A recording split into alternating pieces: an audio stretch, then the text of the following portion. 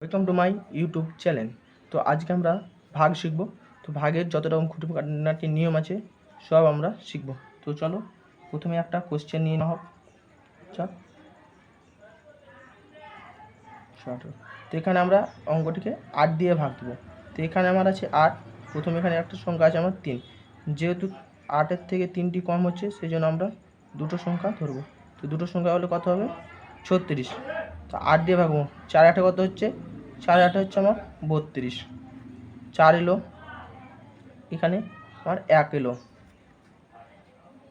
এখানে আমার 1 এলো, তো কত হলো? 40। 5-8 আমার 40 গেল, 1 এলো আমার 6, 8 দুগুণে কত হলো? 8 দুগুণে 16। তো এটা হলো আমার অ্যান্সার। চলো আর একটা নিয়ম শেখা যাক। তো 6 দিয়ে প্রথমে কি এখানে 6 আছে, কেন আছে? তাহলে সংখ্যাটিকে আমার প্রথমে যাচ্ছে, তাহলে 1 দিয়ে যাচ্ছে আমার 6কে 6। তো বিয়োগ করলে আসবে 3।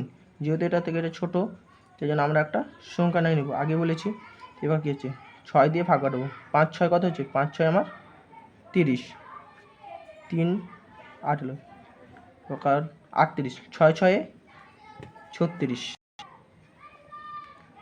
2 4 এলো, 4-6 24। 3 নামলাম, যেহেতু দুটো সংখ্যা নামিয়েছি সেই কারণে আমরা কী পাবো? এখানে একটা আমরা শূন্য পাবো। এবার যেমন 12কে আমার 12 যাবে, যেহেতু 12 দুগুণে 24, বেশি হলে যাবে না। থেকে 3 থেকে 2 বাদ দিলে হয় 1, এখানে আসবে 1। আর এখানে একটা 16, কত? 6 নামছে 6। 12 দিয়ে ভাগ, 9-12 কত হয়? 9-12 আমার 108।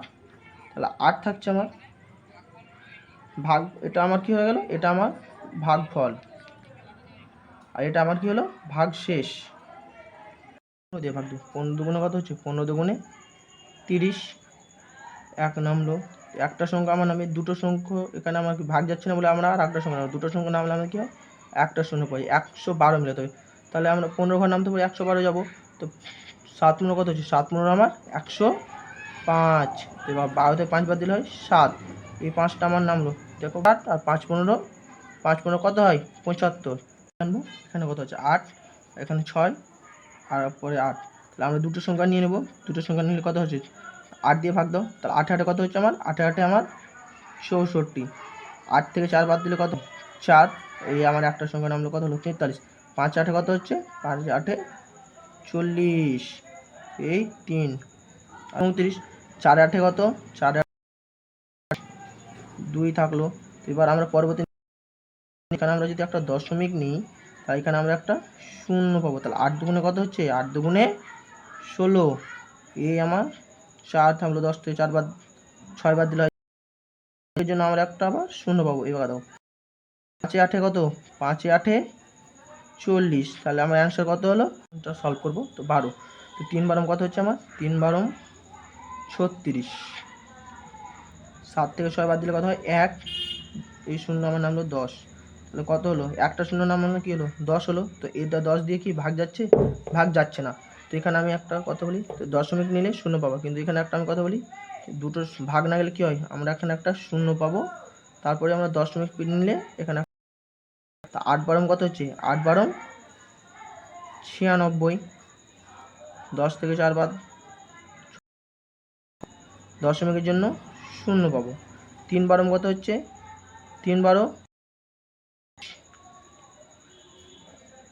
4।